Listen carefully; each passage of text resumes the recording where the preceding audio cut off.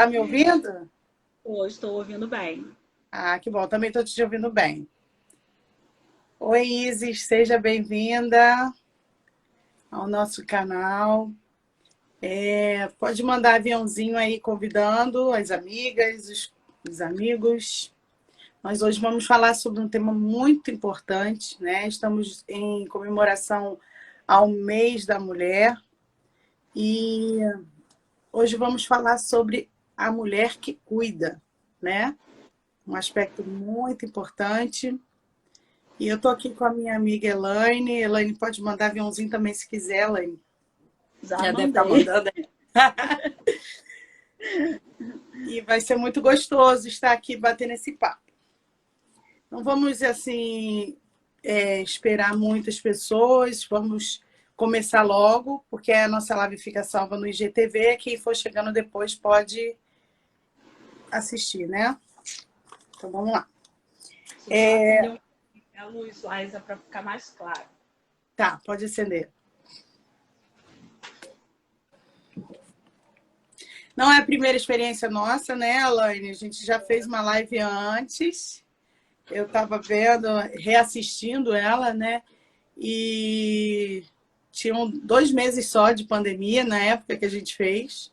Hoje a gente já está praticamente completando um ano, né? Acho que depois de amanhã alguns lugares já vão fazer um ano, Amanhã, né?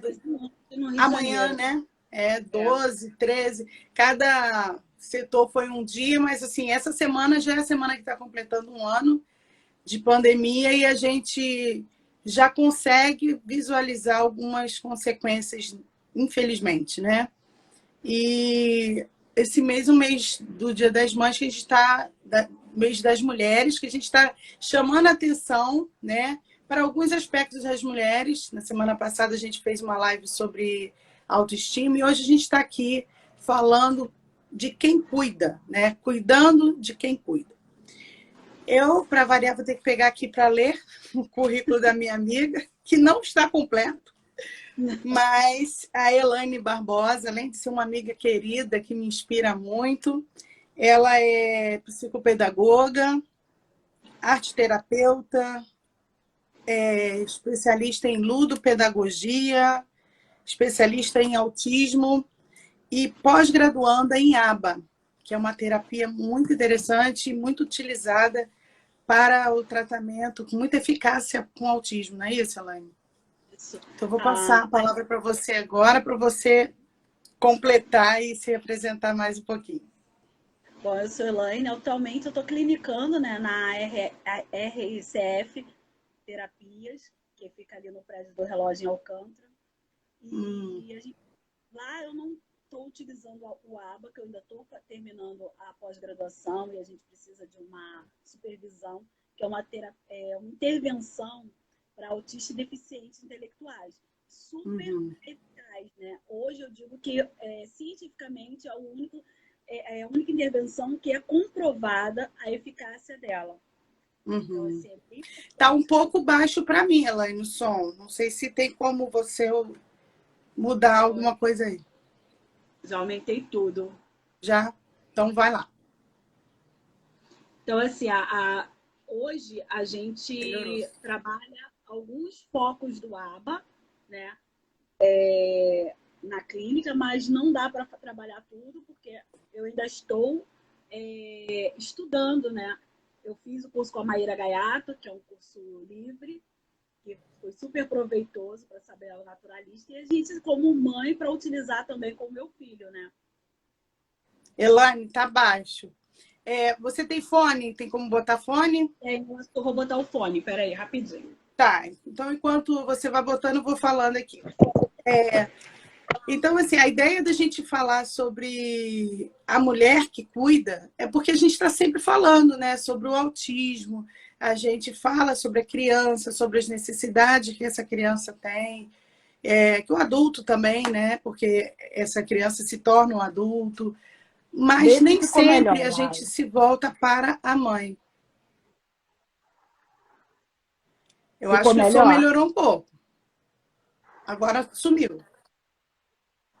Acho que sim. Não, eu tô falando. Melhorou? tem hora que falha e tem hora que fica um pouco melhor.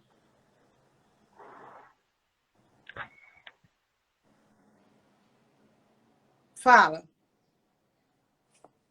Acho que caiu agora. Melhorou? Melhorou, o som melhorou. Tá, deixa... Parece que é a internet que está oscilando um pouco.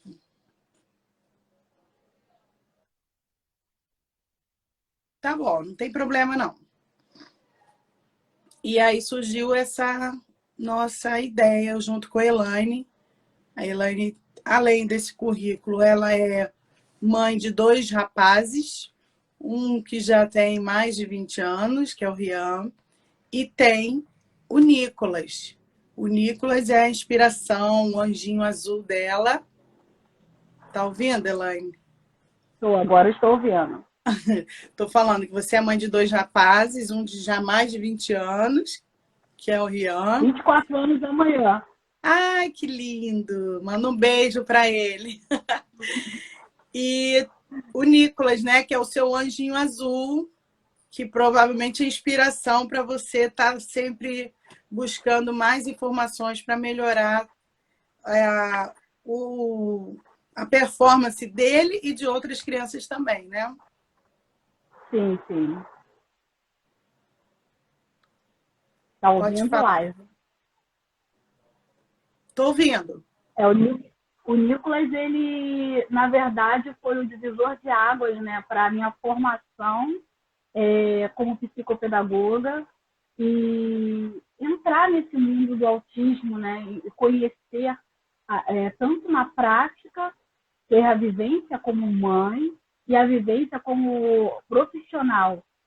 Uhum. Aí a gente, cada dia mais, a gente vai estudando, vai se aperfeiçoando, aí a gente vê outras crianças neuroatípicas, então a gente começa a entrar nesse mundo especial e se deparar com mães super batalhadoras, com mães com seus medos, com suas frustrações, como mulher, né, que não consegue... a mulher já tem a ideologia de um filho perfeito, e quando a gente se depara com o laudo, é uma coisa que dá um choque, né?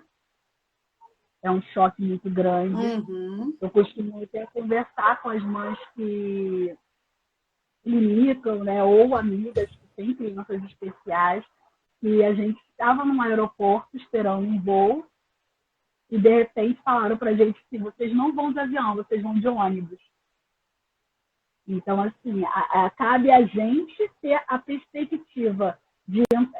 É um choque muito grande de início, né? Você faria uma viagem em horas e, de repente, você vai fazer em 4, 5 dias. Tem as dificuldades, você tem o desconforto, tem as barreiras. Mas ou você olha para a janela e admira toda a paisagem, ou você admira todo o esforço que a criança faz, o seu esforço, ou você vai realmente se frustrar, porque você está inchou, a viagem é cansativa, você vai demorar muito mais tempo para chegar, quando no final todas nós vamos chegar no mesmo local, seja de avião ou seja de ônibus. Muito legal, amei essa analogia. Nunca tinha ouvido e fez todo sentido, né? Porque é isso, de repente um pouco mais trabalhoso, tem todo um processo, né, que algumas paradas que são necessárias, às vezes troca de motorista, né? Então tem toda uma logística diferente a viagem de ônibus da viagem de avião, né? E a viagem de avião é mais rápida, mas todos vão chegar no mesmo lugar, que é o objetivo. É o que tem que ser o objetivo, né? E nem sempre a viagem de avião vai ser melhor, né? Sim. Pode ser que a viagem de ônibus possa ser mais agradável. E aí depende de como você vai encarar aquele momento. Cada parada, cada paisagem, né? Eu não vou romantizar, porque a maternidade, ela hoje é muito romantizada, seja na criança típica ou atípica, né? Uhum. É difícil, é cansativo, você vê aqui as olheiras, né, de panda, que a gente vira um panda, mas eu digo que assim, eu estou reaprendendo a ser resiliente, a vibrar com cada momento. Você aprende a ser mais agradecida das coisas, a ter mais empatia com o outro. Uhum. Então, Isso aí, é uma isso aí eu lição acho de que é vida, essencial mesmo.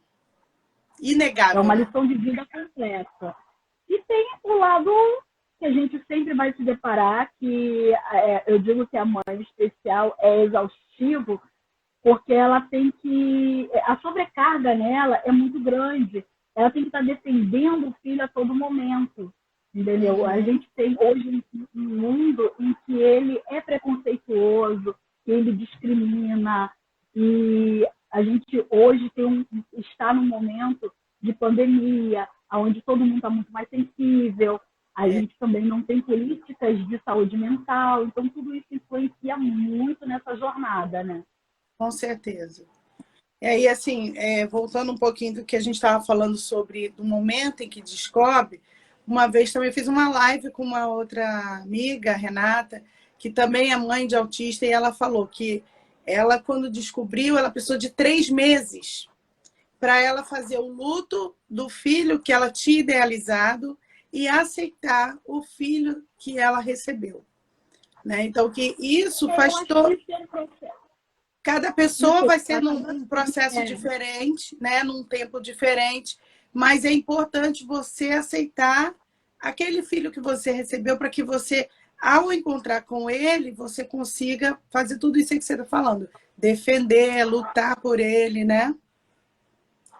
Mas eu acho que esse processo, eu não digo nem luto, tem o luto da tristeza de você. Eu digo que não é nem um luto em si, eu acho que toda mãe tem a preocupação do que vai ser no futuro. Eu acho que o luto é mais esse. Assim, meu filho é especial. E agora? Se eu morrer, ele vai ser independente? Ele vai conseguir comer sozinho? Ele vai tomar banho sozinho? A gente não pensa nem mais na faculdade, no filho formado, naquele emprego top. A gente pensa em necessidades básicas. Eu acho que o luto é mais por esse lado, que toda mãe sente, né? A perspectiva muda, né? A parte materna. A parte paterna realmente é um luto. É como se você tivesse matado um filho, idealizado por um pai, que ele ia jogar bola, que ele ia, sabe? E o pai, ele é o que mais sofre, eu acho, em relação ao filho especial. E a mãe acaba tirando um pouco mais... se torna um pouco... Porque assim, o vínculo é maior, né? Da mãe. A mãe já tem essa responsabilidade de criar, de cuidar, já foi jogado isso na nossa conta, né? Que a gente eu ia falar tipo isso. Eu não sei se é porque a mãe aceita mais ou se ela pega logo. Porque esse instinto de cuidar do outro, né? Nós temos naturalmente isso, esse instinto de cuidar. De modo geral, as mulheres são assim. Obviamente que existem as diferenças, mas, de modo geral, as mulheres têm esse instinto de querer estar ali junto, de cuidar, de acompanhar, né? De suprir necessidades. E, então, ela meio que para de pensar em si e foca naquelas necessidades do filho. Sim. E como pai... pode falar. A aceitação da mãe é diária. É de acordo com as necessidades que vem surgindo. Porque se você aceita o seu filho a partir do momento que ele nasce, seja ele típico ou atípico, seja ele uma criança super inteligente ou uma criança com uma deficiência intelectual ou uma deformidade física, né? A mãe aceita o filho, assim, é meu, pronto. Dificilmente você vê relatos de mãe que renega a criança. Existe, não vamos romantizar a maternidade, ela existe, mas é um número muito menor. Já o pai não, né? O pai ele já é mais distante. A maternidade, botar o chip na mulher e fala assim, a culpa é sua. O que vale ressaltar que existem diferenças, né? Então, assim, a gente tem que entender que tem a mãe que rejeita, tem a mãe que não engaja na terapia 100% como deveria, e tem o pai que não deixa tanto de lado, que ele pega ali junto, que às vezes ele toma até a frente, né? Mas não não é a maioria. A gente entende que não é a maioria. Sim, a gente está falando de maiorias, né? Não desmerecendo o pai, porque hoje eu digo que um pai ele tem uma função primordial na criação e desenvolvimento, tanto do típico quanto do neurotípico. neuroatípico, né? A criança ela precisa do pai, a presença masculina faz parte, né, do convívio. A criança precisa de duas figuras diferentes em casa, né, para poder ela se autoafirmar. É muito importante. A psicologia explica isso, né? O desenvolvimento infantil. A criança precisa de dois adultos em que vai autoafirmar essa criança como ser humano, como no desenvolvimento infantil. E a gente vê a mãe, ela tem, além de ela pegar isso muito para ela, tem muitos pais que pegam. Eu tenho uma paciente que é o pai que leva, o pai que assumiu mesmo esse papel de luta e vai para as causas de autismo, vai para a passeata, né? Que legal. Mas como estamos falando de maternidade, hoje a gente vê que a maioria é a mãe que cuida, é a mãe que se desdobra. E no Brasil a gente tem um índice muito alto de mães que foram abandonadas pelos seus parceiros quando descobriram o laudo de autismo. Eles não aceitaram. Não conseguiram estar junto, né? Não conseguiram, porque é difícil essa relação marido-mulher quando se tem um filho. Quando a gente tem um filho especial, as demandas são maiores, aí vem a questão da ansiedade, né? A questão de aceitação. No Brasil tudo é muito difícil de se conseguir. Por exemplo, você vai no CRAS, faz a inscrição da criança, vai na clínica da família, faz todo o processo, aí mandam para o neuropediatra, até você descobrir um laudo que realmente seu filho é autista. É complicado se você não paga as consultas, se você não tem uma situação financeira que consiga, por outros caminhos, você leva aí 4, às vezes até mesmo 5 anos para conseguir o laudo de uma criança. E a intervenção precoce, a gente perde isso, né? Então, a mãe fica nessa angústia, a gente fala que tem estudos que falam que entram num sistema de agorafobia, né? É tudo para já, é tudo imediato, e causando uma ansiedade, e vem um misto de coisas, né? Até a revista Crescer, ela saiu com um artigo em 2018 que fala: precisamos falar da saúde mental das mães. Legal. Como você vai cuidar, ser mãe já é exaustivo. Sim. Ser mãe é exaustivo. Você acorda, os 3 primeiros meses eu digo que é aterrorizante, né? A criança não fala, a criança só come, chora e mama, mais nada, entendeu? Então, assim, é um ciclo de 3 em 3 horas você acordar para amamentar, cuidar. Você vive em função do cuidar. E 1000 tarefas. Uma criança, ela precisa de muita atenção para ser bem cuidada. E geralmente recai sobre a mãe, tem um apoio, tem uma rede em volta dela para que isso aconteça, né?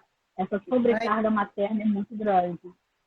Então, assim, Elaine, tem umas demandas que são comuns, como você falou, tanto do filho típico quanto atípico, né? Então, esse cuidado dos primeiros meses e tal. Só que como que é esse processo para descoberta, assim, de modo geral, que você, na sua experiência, tem visto, né? E como foi a sua e como você tem visto que é a experiência do processo de diagnóstico, a pessoa desconfiar ou descobrir ou começarem a pensar, alguém sinalizar para você que alguma coisa não está funcionando bem.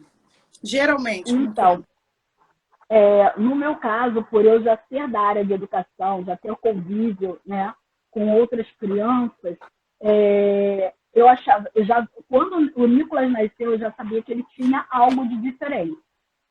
As pessoas falam assim: nossa, louca, né? O neném nasceu sim. No início eu achava que ele tinha Down, até fazer o teste do pezinho, tudo. Eu achava que, pela feição, o Nicolas ele tinha uma dificuldade de amamentação, que não era uma dificuldade que você via de uma criança que nasceu e está descobrindo o mundo. Era uma dificuldade motora mesmo, de dar amamentação. Ele não conseguia pegar o seio. Ele chorava muito, muito, muito. Com qualquer barulho, qualquer coisa, o Nicolas recém-nascido, foi uma criança que chorou muito. Tudo incomodava ele. Se estava frio demais, incomodava, se estava calor demais. Então, isso já foi me alertando que alguma coisa... Aí você vai falar, mas toda criança é assim. Sim, mas como eu já tinha experiência de ter tido um filho anterior, a gente sabe que tem um limite, né? Não é nada... no Nicolas era muito demasiado choro, os gritos, a fome, tudo era diferente.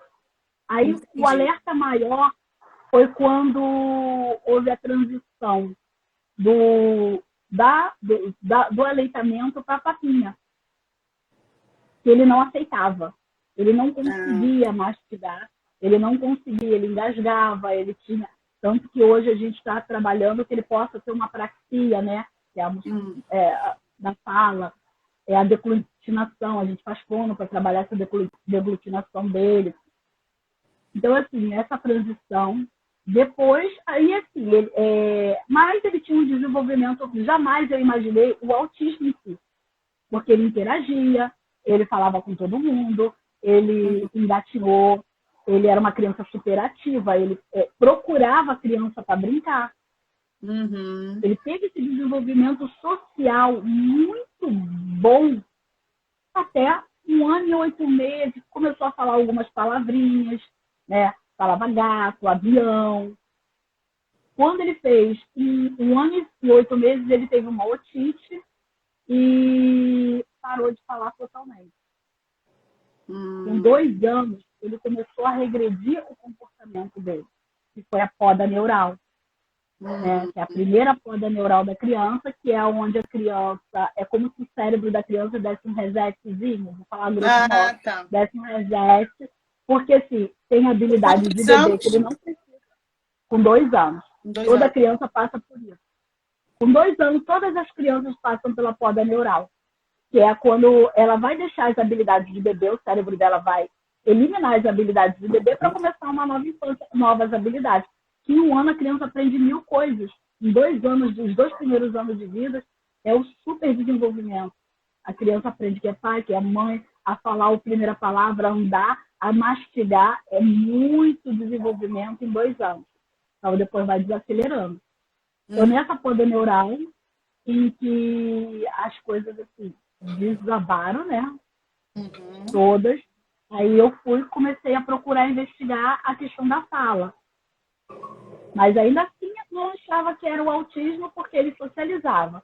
Com 2 anos e 3 meses, o Nicolas passou a não socializar mais direito. Então, assim, você ia no shopping, ele entrava em crise, ele chorava, ele se jogava no chão. Aí a gente conseguiu uma fono, teve uma intervenção que não foi correta, aí o Nicolas regrediu mais ainda. Então, ele passou a se morder, bater cabeça na parede. Quando você dava o não para ele, era desesperador. Então, assim, eu passei por 11 neuros, né, para ter um diagnóstico. Aqui, a clínica da família, graças a Deus, funcionou para mim. Eu fui para a UFRJ, consegui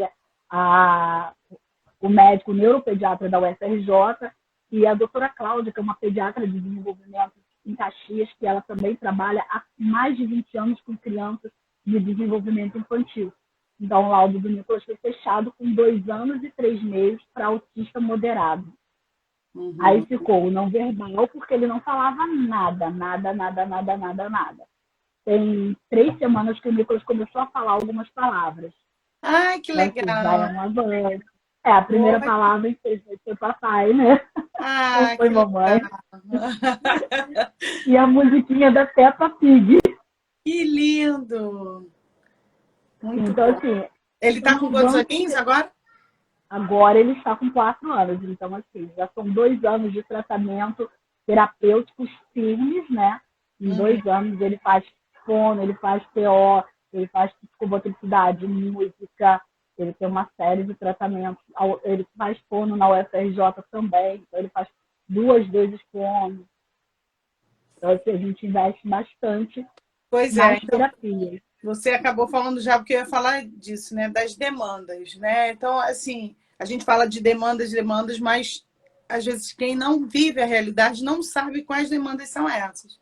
né? Então, são vários especialistas, né, que vão trabalhar em conjunto em prol do melhor desenvolvimento dele. Isso tem que ser o mais Desenvolvimento precoce da criança. possível, né, Elaine?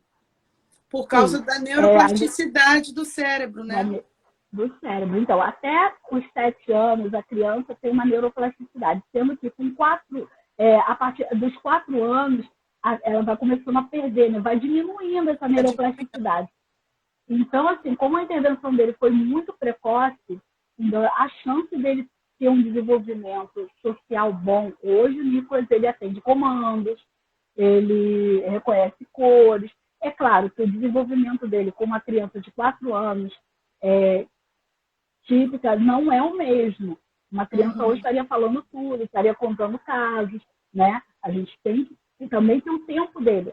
A gente fala muito disso, vamos respeitar o tempo da criança. Sim, vamos respeitar o tempo da criança, mas não vamos passar os marcos do desenvolvimento para que, então, assim, um alerta para todas as mães. Eu sei que a demanda é muita, muita. A demanda de uma mãe é muita. Mas, quando a gente vê que o filho tem 2 anos e meio e não fala, sinal, alerta, alguma coisa está acontecendo. É falta de estímulo? Então, vamos procurar um profissional para avaliar. É a melhor coisa. E, assim, a demanda da mãe especial, ela é dobrada, porque o cuidado é maior. O Nicolas é uma criança que ele não vê perigo. Então, assim, se tiver um búfalo, ele vai lá, mete a mão. Ele não tem medo de bicho nenhum. Ele pega barata na mão, ele pega lesma e bota na boca, porque como o sensorial dele o sensorial dele é diferente, né, do nosso. Ele é visual, ele é oral, então assim, ele tem uma desregulação sensorial muito grande. E a gente está trabalhando nisso. Porque, assim, antes ele não comia nada que era gosmento, ele até hoje não come gelatina, gelo, nada gelado. Aí a gente tem que ficar atento, porque quando vai para o colégio, olha a demanda da mãe. Uma mãe normal, ela vai, a criança típica vai lá, coloca a merenda da criança, e aí se botar na geladeira, ótimo, se não botar, o Nicolas, se botar na geladeira, ele não come. Então, Você tudo já tem que tem ser que ficar atento natural. a isso, comunicar na escola, né?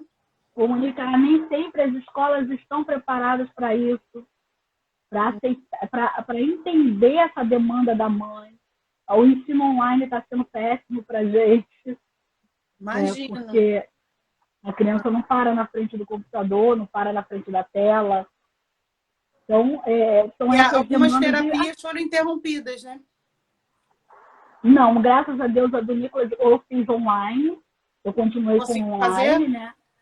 Então, a mãe que faz. A mãe que faz. Acaba a gente tendo... O terapeuta passa a demanda, a gente faz, grava o vídeo e ele dá o feedback. Não é a mesma coisa, mas também não ficou sem intervenção nenhuma, não ficou sem o estímulo, né? Aí imagina você, trabalha 40 horas, né? Acorda 4 horas da manhã, vai trabalhar. Às terças e quintas eu pego o Nicolas, eu saio de uma distância enorme para pegar o Nicolas em casa, ir para as terapias, voltar, aí ser dona de casa, fazer as coisas de casa toda. Então, se você... Se cuidar, né? Se cuidar. Então, assim, se você não tem uma rede de apoio, eu, graças a Deus, assim, quando eu preciso me cuidar, preciso ir a um cabeleireiro, uma manicure, eu digo que eu sou mãe de 2 filhos únicos, né? Que o Rian está com 24 anos. Então, assim, eu tenho o apoio do Rian em relação a isso, de ficar com o Nicolas para eu fazer alguma coisa, resolver alguma coisa, e os meus pais, que nesse ponto são uma rede de apoio muito importante. Até mesmo porque a demanda financeira é muito grande. Né? A demanda financeira de um filho especial é muito grande.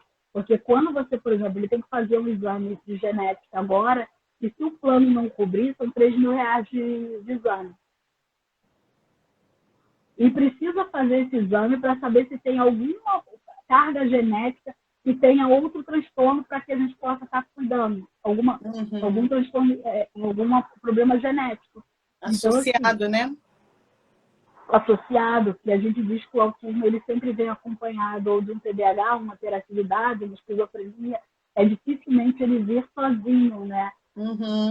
É um transtorno que ele geralmente vem acompanhado de uma outra comorbidade. E a gente, como mãe especial, eu digo até das P21, né, que são as mães síndrome de Down, as de paralisia cerebral, que agora estão indo para a escola, que são as crianças Zika vírus, né, com microcefalia. A demanda é muito grande, porque assim, é o cuidado com a higiene da criança, que ela não tem uma... Hoje eu estou dando a autonomia para o Nicolas ter o autocuidado dele, escovar o dente sozinho, tomar banho sozinho, comer sozinho. Então, muitas das coisas ele já faz sozinho, né? Que bom. Mas leva-se um tempo. Por exemplo, uma mãe que leva um desfralde de um mês, graças a Deus o desfralde do xixi foi rápido, mas o do cocô eu levei quase um ano. Por causa do problema sensorial, ele não subia no vaso, ele tinha pavor do pé, ele tem instabilidade gravitacional, e quando tira o pé dele no chão, ele não sente o corpo dele. Ah, entendi. Então, assim, para ele acostumar com isso, você Mas ele trabalhar verbalizou isso de alguma forma ou vocês que descobriram? Pânico. Você bota ele num pula-pula e pânico, você bota ele numa coisa que tirou o pé dele da estabilidade, ele entra em pânico. Então, aí entra os profissionais, né? Porque, assim, por mais que eu seja psicopedagoga, eu sei da parte de aprendizagem. Aí entra um terapeuta ocupacional com integração sensorial para poder me falar que isso é normal, que a gente tem que trabalhar, que é típico do autista. Aí a fonopraxia, entrou a fono para trabalhar glutinação, né? Então, assim, você precisa de todos os profissionais. E eu, como psicopedagoga, eu não clinico meu filho. Não eu trabalho com ele como mãe. Porque, assim, quem está de fora, eu digo que, assim, quem está de fora, ela olha o problema de cima. E ela vê tudo todo. Ela vê a questão familiar, ela vê a escola, ela vê um todo. Eu, como mãe, eu estou dentro do problema. Eu só vou ver o cara a cara. É isso aí. Então, é muito difícil. E você está daqui, né? Então, você não consegue ver na ótica dele, do outro, né? Não. Por isso que é importante você não se autoclinicar, não cuidar de quem está tão próximo de você, né? Sim. E assim, a mãe hoje, a mãe especial, as demandas, que a gente tenha vários artigos até, a Fiocruz fez um artigo falando sobre mães especiais, e digo assim, quase que 70% das mães são abandonadas pelos companheiros. Dessas 70%, 50% delas vivem abaixo da linha da pobreza. Então, as mães que não têm, além de não ter estudo, né, não tem um ensino superior, ou às vezes nem ensino médio, elas dependem integralmente do sistema de saúde único, né, que é o sistema público de saúde. Não existe hoje política para cuidar da mãe, porque eu acho que, como terapeuta, até indico para os meus pacientes, os pais dos meus pacientes, procurarem terapia. Que é libertador uma terapia. Sim. Eu acho que todo mundo deveria fazer. Você falar com o psicólogo. Psicólogo, você está se formando, né, fazendo mexendo para você. Mas é fundamental, porque você vai estar falando com uma pessoa sem julgamento. Uma pessoa fora do problema. Uma pessoa com uma outra visão. Então, assim, os pais que têm um plano de saúde ainda conseguem esse acompanhamento, mas os pais, essas mães, elas não têm um acompanhamento psicológico, né? Então, aí entra o desgaste emocional, que é do cuidar do dia a dia de uma criança de tanto típica quanto atípica, que ser mãe já é desgastante. A falta do emprego, porque uma mãe, quando ela não tem uma rede de apoio, porque geralmente essas mães também, os avós não aceitam a criança, porque o preconceito às vezes começa em casa. Elas não têm a rede de apoio. A dificuldade financeira, porque hoje o governo ele tem o LOAS, né, que é o BPC, o benefício continuado, que é uma dificuldade para se conseguir. Tem mães aí que estão 4, 5 anos esperando sair o BPC e para você receber esse benefício, tem que ganhar uma média de R$241 por pessoa na casa. Quem hoje, em sã consciência, vive com isso? Né?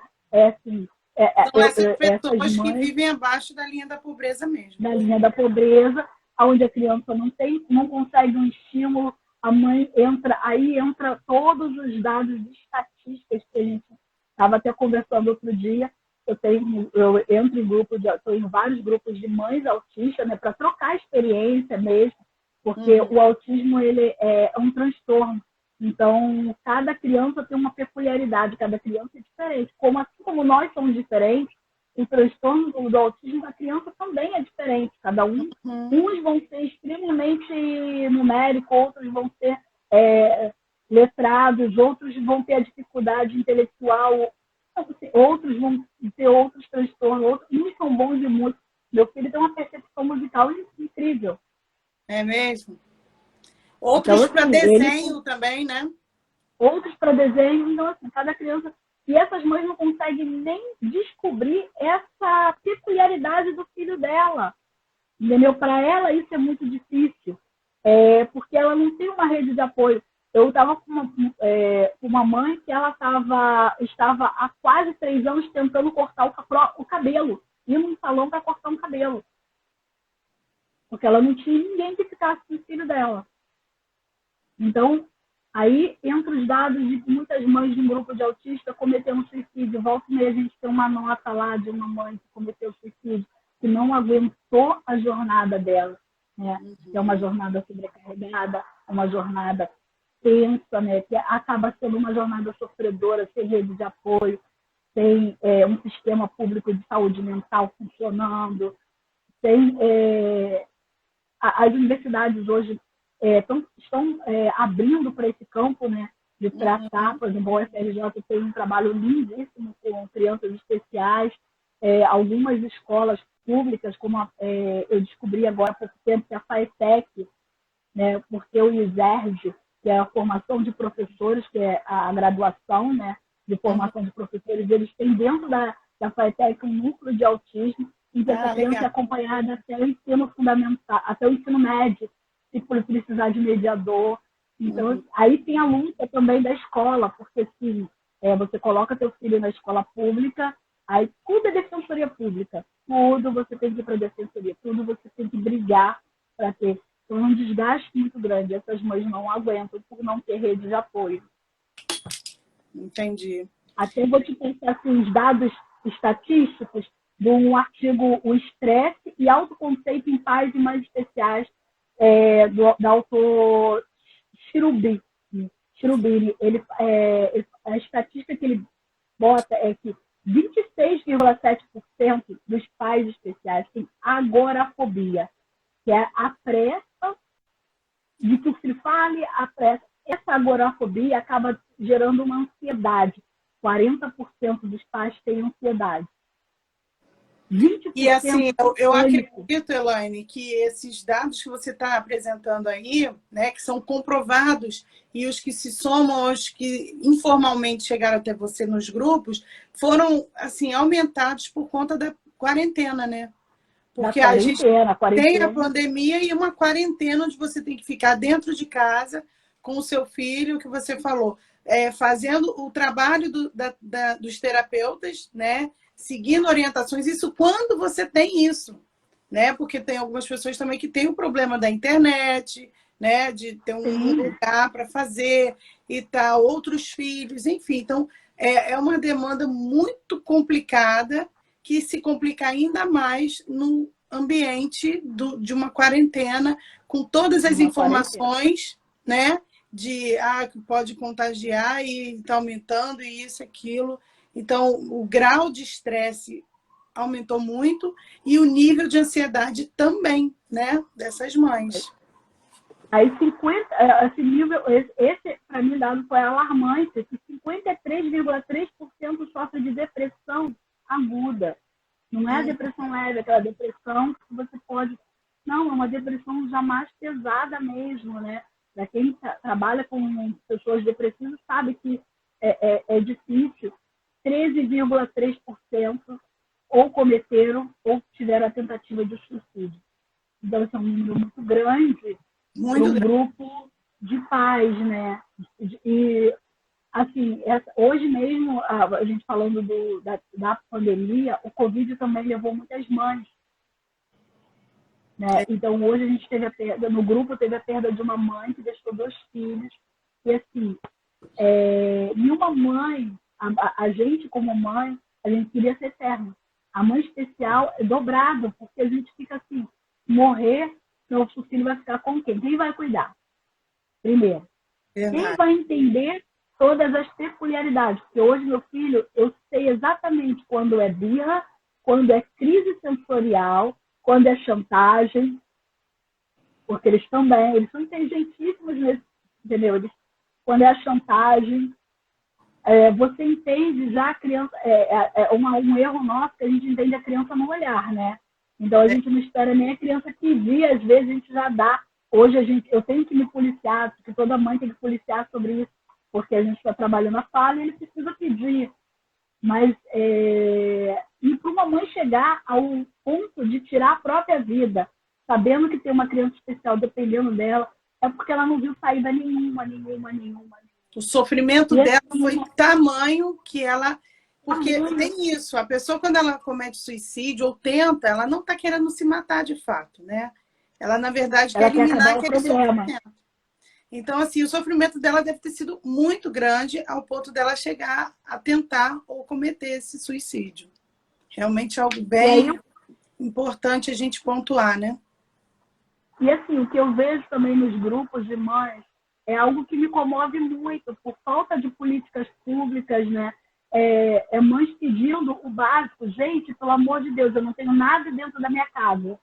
Alguém pode me dar dinheiro para eu comprar, alguém pode me dar um leite, me dar um trabalho, trocar faxina por alimento, prato de comida.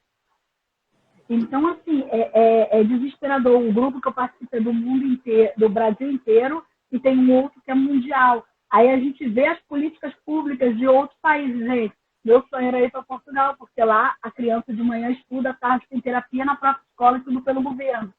Uhum. Eu tenho uma amiga que foi morar em Portugal por causa da filha que é autista. O tratamento lá é muito mais avançado do que aqui, a escolaridade. Aí você vê mães assim, num sofrimento muito grande. E aí esse dia eu estava refletindo a questão até da igreja, quando a igreja ela entra com a intervenção de cesta básica, né? Que muitas mães pegam a cesta básica na igreja.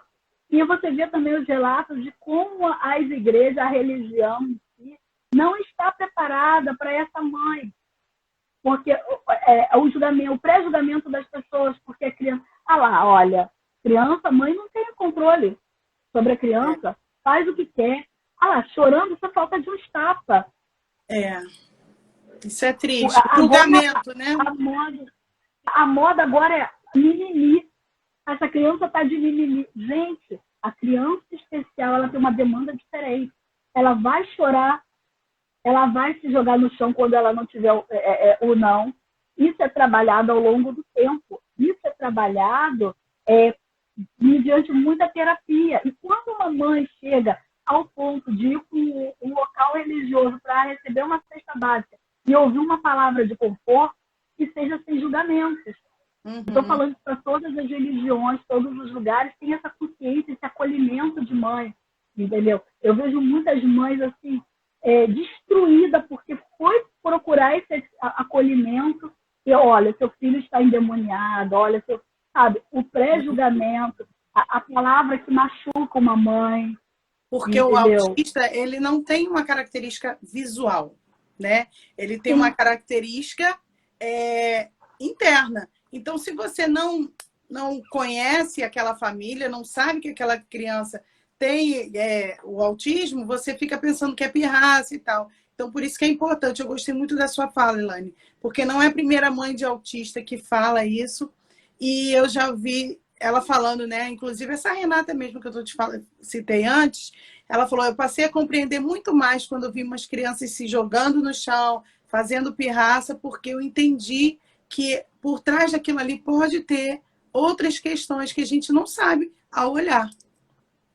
Essa semana eu passei por uma situação que hoje, quando eu vejo uma mãe assim, eu já procuro, você precisa de ajuda? Porque às vezes a mãe está cheia de bolsa, ou então ela está no limite, tamanho, que assim, se alguém pegasse a criança no colo e acalmasse a criança e ela conseguisse respirar, seria o máximo naquele momento. Aí dentro do ônibus uma criança não queria entrar, aí eu fui lá, desci, peguei a criança com a mãe, entrou no ônibus, a criança batendo na mãe, aí eu fui oferecer biscoito. Essa mãe começou a chorar. Aí eu fiquei imaginando o tamanho desespero, dá até a vontade de chorar também, porque foi o tamanho desespero dessa mãe para chorar no ônibus lotado. Verdade. Na frente de um monte de pessoas. Verdade. Entendeu? E aí você fez um papel... E você fez esse papel de acolhimento, né? Com ela, né? Eu falei, calma, mãe, é normal, ela não... As pessoas estão olhando e falei assim, olha só, deixa eu olhar, eu tenho um filho autista, eu passo por esses olhares da mesma forma que você está passando. Olha, se sinta acolhida, dei a mão a ela, fui conversando com o menino acalmou. Então, assim, eu não sei nem se ele tinha autismo, qual era o porquê daquilo, né? Daquele... Estava muito calor, a criança já fica irritada, já fica estressada, mas é olhar para a mãe sem julgamento.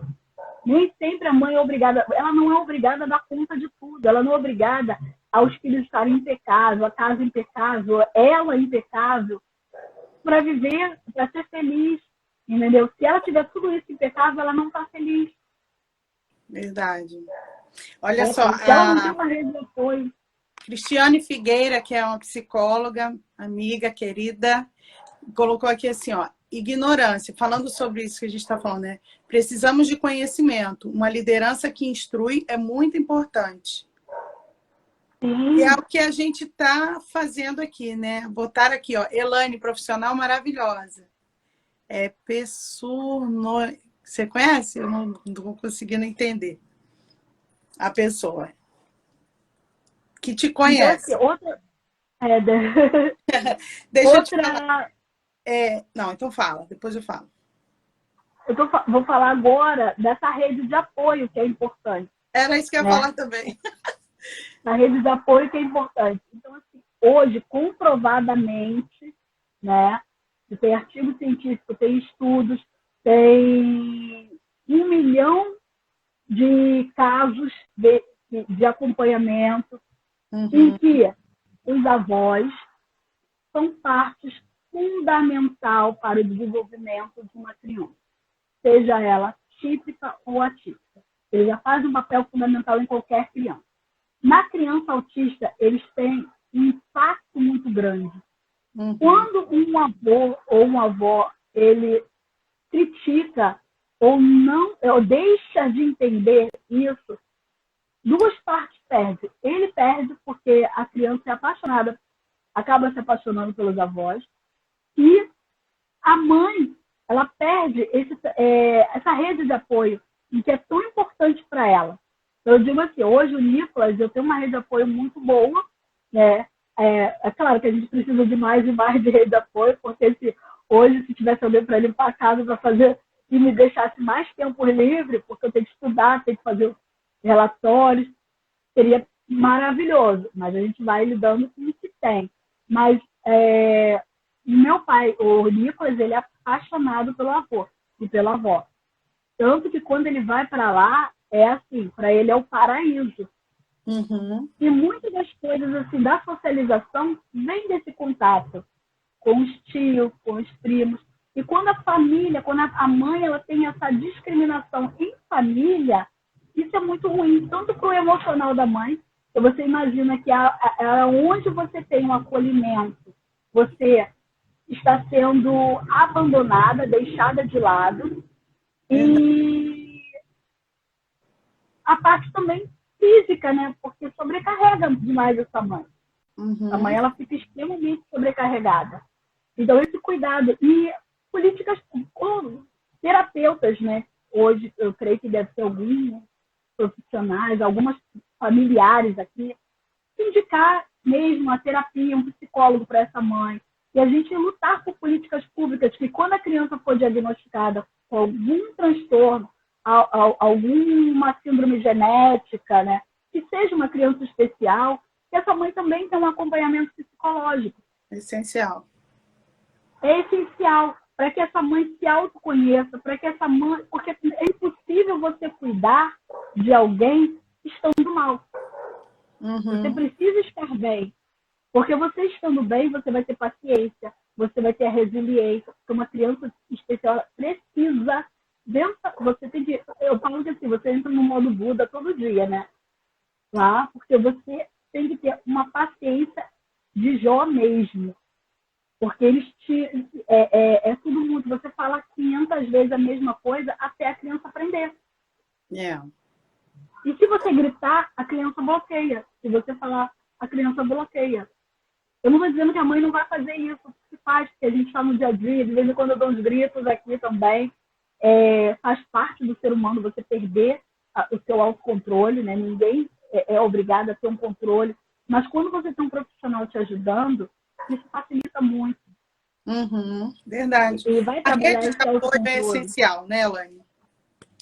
Sim. A Cristiane falou assim, ó, o importante também é trabalhar na mãe uma imunidade social aos julgamentos. Acompanhamento da família é fundamental. Resumiu bem isso tudo que a gente está falando, né? Então, ela precisa dessa imunidade social, né?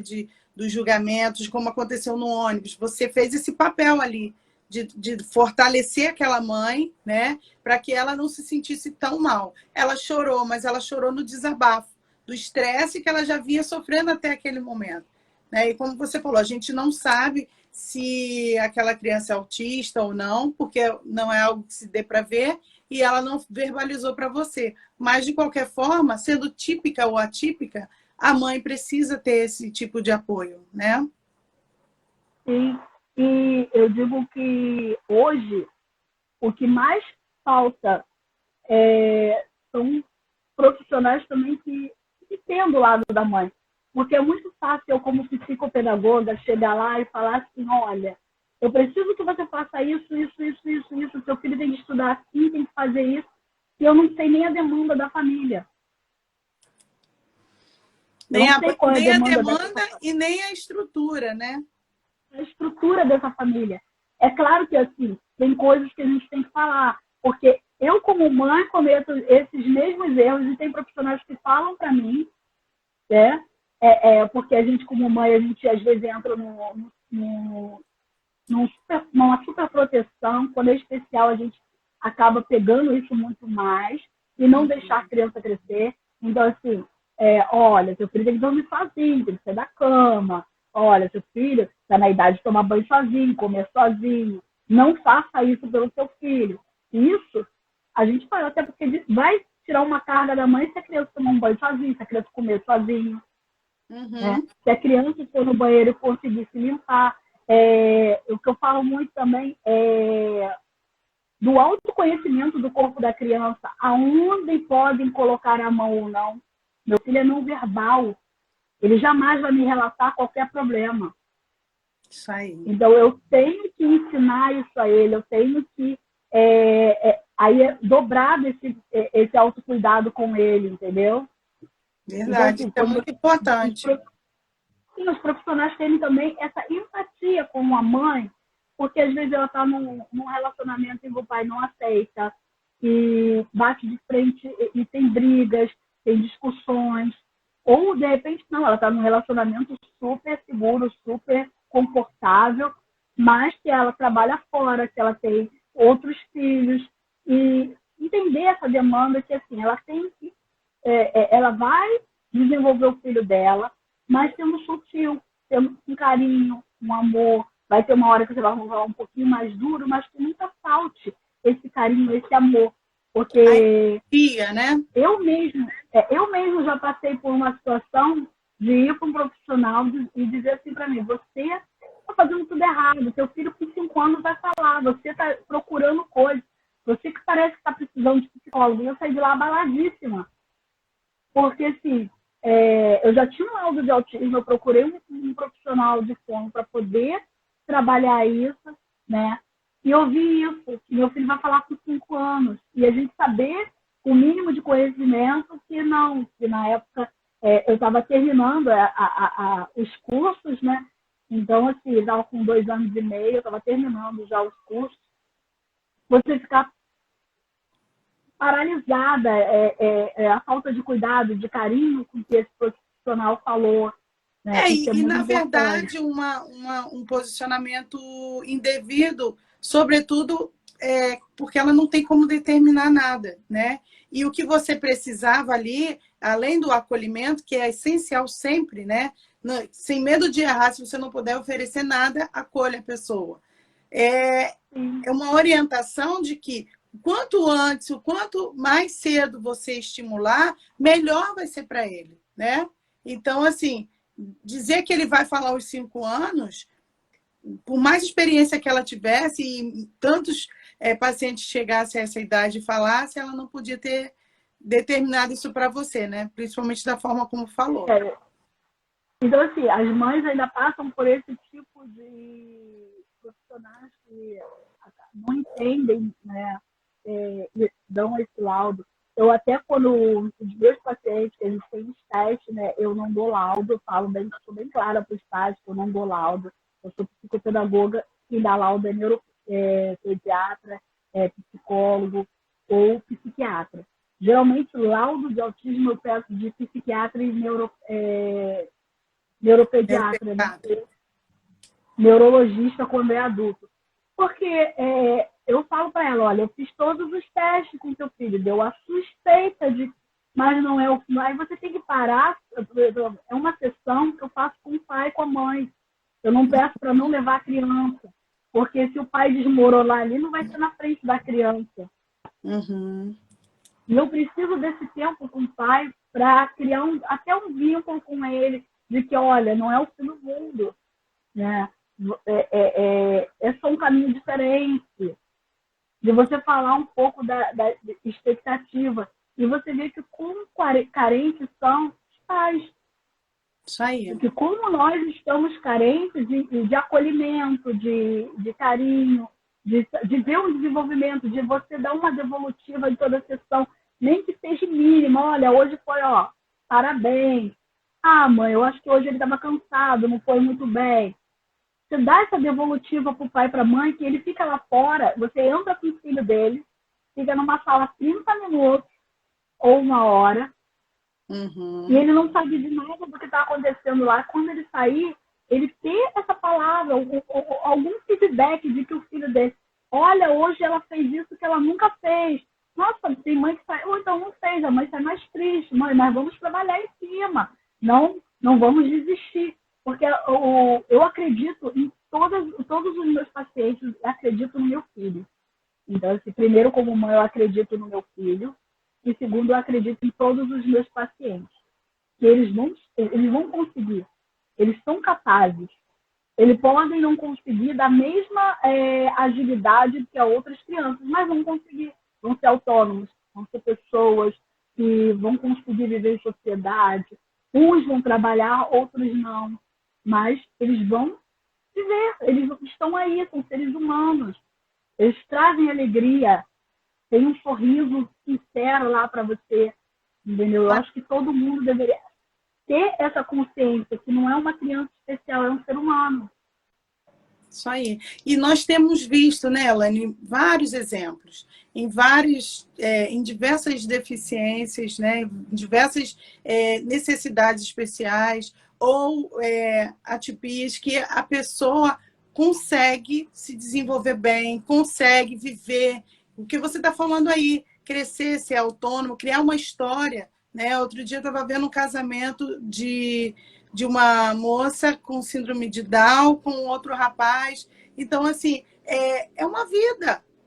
Casaram, foi mais tarde, tem algumas necessidades, né? Tem que morar perto, precisa de ajuda, precisa de apoio, mas está vivendo, está construindo uma história, né? E é muito legal, e o filhinho nasceu sem a síndrome. Então, assim, é muito gostoso a gente ver que com o avanço das terapias, do entendimento, as pessoas estão tendo mais qualidade de vida, né? Não estão ficando limitadas ali, muitas vezes presas dentro de casa, num quarto. Antigamente, né, era aquele filho que ficava no quarto, que todo mundo sabia que existia, mas ninguém conhecia, porque não podia chegar lá perto dele, né? E hoje a gente É vê a exclusão, né, era uma social. exclusão mesmo, e hoje não, está na escola junto com as outras crianças, no seu ritmo, mas está lá. Embora, assim, quando eu falo que eu trabalho muito essa conscientização, tanto na escola quanto fora dela, dos meus alunos, né, nos meus pacientes, e na minha rede de amigos eu trabalho muito essa inclusão, porque não adianta você colocar a criança numa escola regular e o pai do amiguinho não aceitar e ter um funcionário, porque assim, a inclusão ela começa do porteiro até o diretor. O Nicolas, ele estava numa creche da prefeitura que a gente mudou agora, ele foi para o pré, né? E foi a creche Amália Fernandes, aqui em Irajá. E eu digo assim, é uma creche que faz a inclusão desde a portaria até a direção. É uma creche maravilhosa. Muitos pais, às vezes, ficam receosos de colocar na prefeitura, mas assim, uma creche, a prefeitura, a escola pública, os profissionais, eles estão se capacitando por si só, por amor à profissão, por engajarem numa causa que nem é deles às vezes, né? Porque eles não são pais especiais, mas eles estão lá, eles lutam por aquilo. Então, assim, essa necessidade da escola entender, da escola conscientizar, da escola incluir, também uma rede de apoio muito grande para o pai e para a mãe. Se você ali, o seu filho fica 5 horas, às vezes, tem criança que fica o dia inteiro numa escola. Então, a mãe se sentir confortável, ter essa rede de apoio, né? Hoje eu digo que as escolas particulares estão caminhando a passos lentos para uma inclusão realmente ideal, né? No Brasil ainda não estamos na inclusão ideal em lugar nenhum, mas estamos caminhando. A gente está vendo vozezinhas aqui, outra ali, profissionais que estão se capacitando por si só. Então, assim, passos lentos, passos de formiguinha para essa rede de apoio de mães, de pais, de crianças especiais, mas que, como você está fazendo essa live, né? A gente está aqui batendo esse papo, tem essa preocupação de mostrar para o mundo que existe a mãe, que existe a criança, existe uma família, são seres humanos que precisam de carinho, cuidado, atenção. Isso é muito importante para a causa de qualquer necessidade especial, não somente a causa do meu filho que é autista. Elaine, a gente tem que encerrar, né? Chegou ao final, foi tão gostoso. Se deixasse, a gente ficaria aqui bastante tempo, mas realmente chegou um tempo. E eu queria deixar assim, a oportunidade de primeiro te agradecer, né, por ter aceitado, por ter até eu que agradeço da ideia da live, né? Foi a partir de uma conversa que nós tivemos, né? E ter separado um tempinho, né, para estar aqui com a gente, compartilhar tanta riqueza de informação que você trouxe. E queria que você aproveitasse para falar um pouco, né, do seu trabalho, das suas redes sociais. E agradecer a todo mundo que está aqui com a gente, que passou por aqui, que eu sei que às vezes a pessoa entra e depois não consegue ficar, e todo mundo que está assistindo depois também, né, que vai ficar no IGTV. Então, atualmente eu estou clinicando aos sábados, né, na RF Terapia, RCF, que é Espaço Terapêutico, que é ali no Prédio do Relógio, na Yolanda Buzaide, 154, no 603. No Alcântara, né? Agora também, no Alcântara. Agora também tem um espaço no 10º andar, no 1019 e 1020.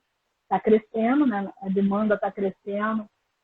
É uma clínica com multiterapeutas, né? Tem fono, psicólogo, tem a psicopedagoga.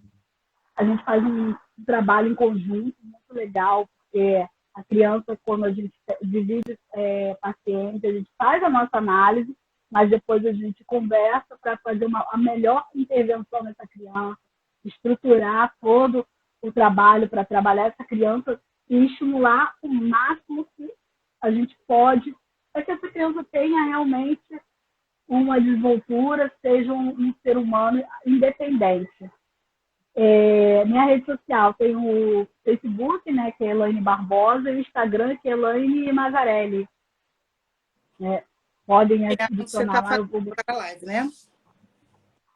Oi? Que É é isso onde que eu estou na live. nós Isso. estamos fazendo a live. Estamos fazendo a live. Então, assim, sintam-se à vontade, se tiverem dúvidas, quererem perguntar, trocar informações, se tiver alguma mãe especial que precise de acolhimento, a gente, assim, é uma rede de mães, é uma ajudando a outra, um dia uma está forte, outro dia a outra que levanta, e assim a gente vai crescendo, vai desenvolvendo, né? Tá bom, minha querida, obrigada. Vamos fazer uma selfie? Vamos. Pronto. Obrigada. Um beijo para todo mundo. Beijão. Beijo, Elaine. Obrigada a Até todos a que próxima. participaram. Tchau.